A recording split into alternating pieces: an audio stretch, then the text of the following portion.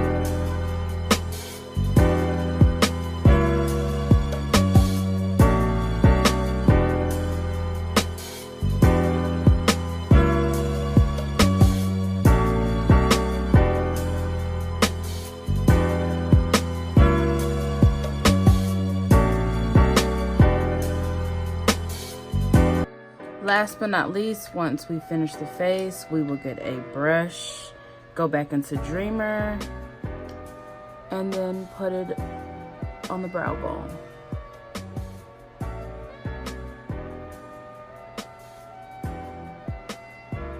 For that highlight.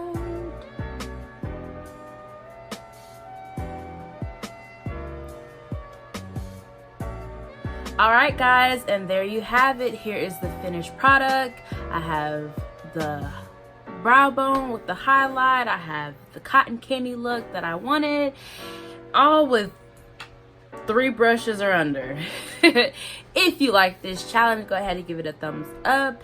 If you haven't already, hit the subscribe button, do so right now. And while you're right there, go ahead and turn on that bell. And until next time guys, I will see you later.